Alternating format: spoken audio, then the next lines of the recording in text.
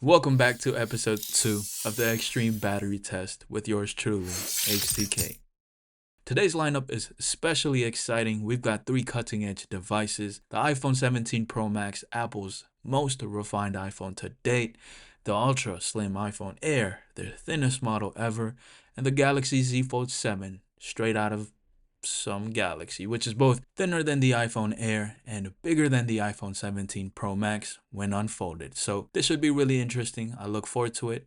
So now, let's get right to it. So to start this off, I have the brightness set to 100% and I have Bluetooth turned off. All of the phone's battery health is at 100% as well. Now the first app we're going to run is YouTube.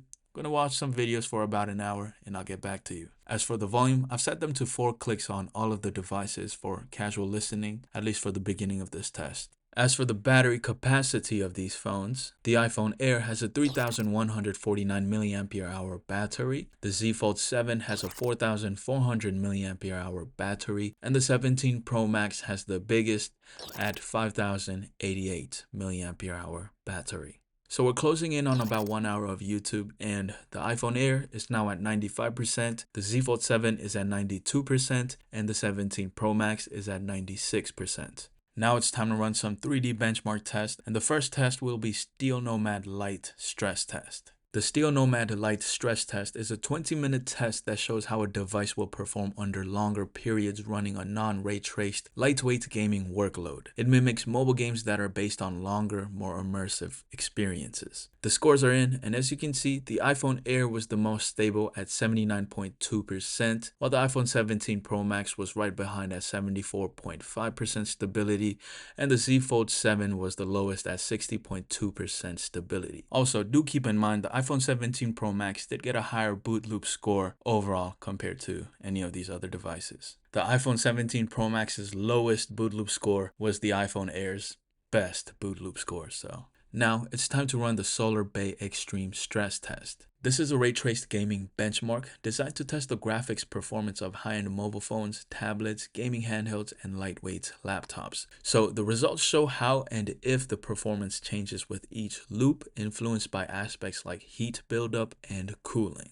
So you can see here, the iPhone 17 Pro Max and the Z Fold 7 in terms of stability were pretty close to each other, except when you look at the best loop scores, and the iPhone 17 Pro Max and the iPhone Air touched over 1,000 for the boot loop score, while the Z Fold 7 was only able to reach 821. We are now 1 hour 50 minutes into the test, and the iPhone Air is at 72%, the Z Fold 7 is at 76%, and the iPhone 17 Pro Max is at 78%. Very close so far.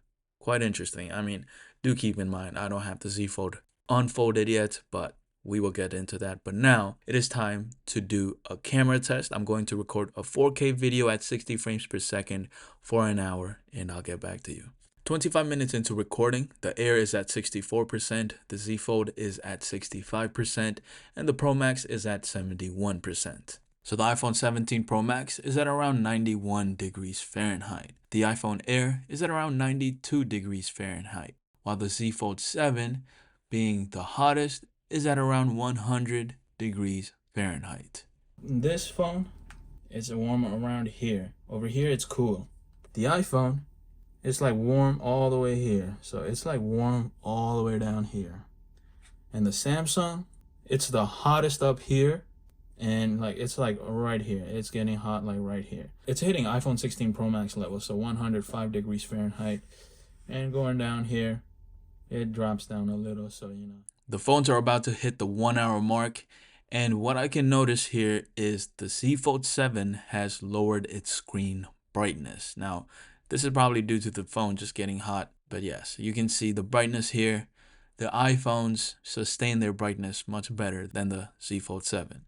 Now it is time for the gaming test. I'm going to game for 1 hour. I will be playing Dungeon Hunter 5 for a little bit, then switch over to Mortal Kombat, and then we're going to jump into PUBG.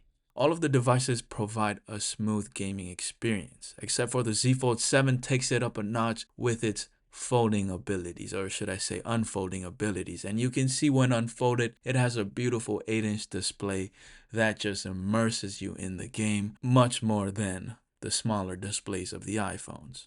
Alright, so we are about to hit 1 hour of gaming. You can see we are 4 hours into the test.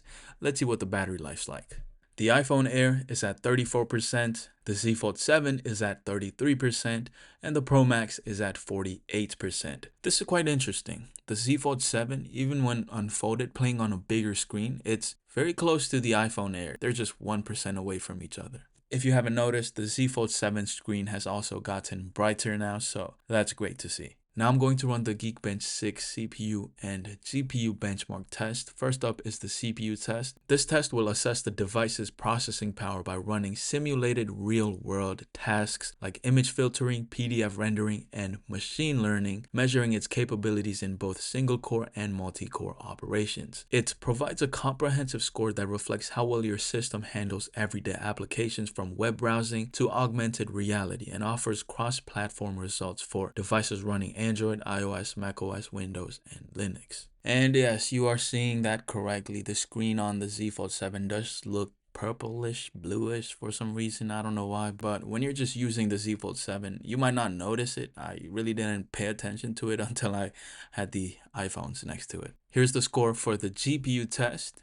And now I'm going to browse on the interweb for like 5 minutes, and then we're going to watch the Galaxy Unpacked event and see how these devices perform. So it's been a little over 40 minutes and the Air is at 18%, the Z Fold is at 16%, and the Pro Max is at 35%. Also, keep in mind, I did have the volume set to 100% on all of the devices while watching the video. Now let's go ahead and finish up the Galaxy Unpacked event. The whole video is 1 hour, 7 minutes long. And then after this test, if none of the phones run out of juice, I'm going to jump back into YouTube and watch some YouTube videos. All of the phones are still going strong, so I have jumped over to YouTube.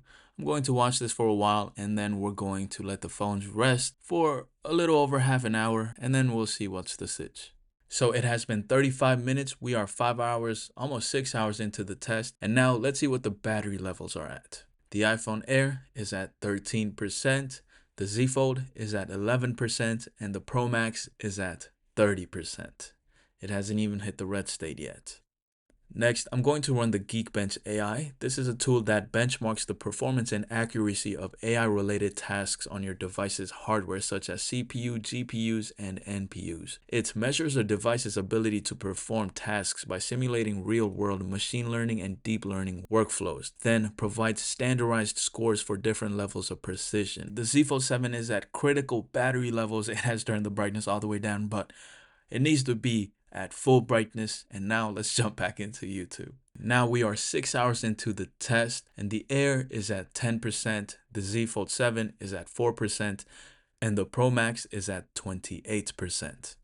Now I shall keep pushing these devices to their limit until one of them, well, all of them, run out of juice. Let's see which one will be first. Or let's see which one will be last. The last one is the winner here. Let's see. We are now 6 hours, 45 minutes into the test. The Air is at 6%. The Z Fold 7 is at 1%, still holding strong, while the Pro Max is at 25%.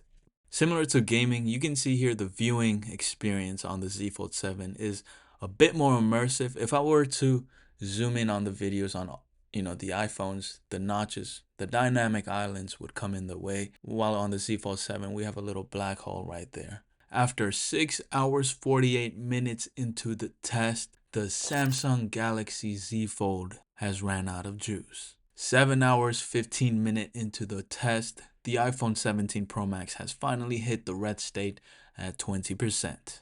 At 7 hours 23 minutes into the test, the iPhone Air has ran out of juice.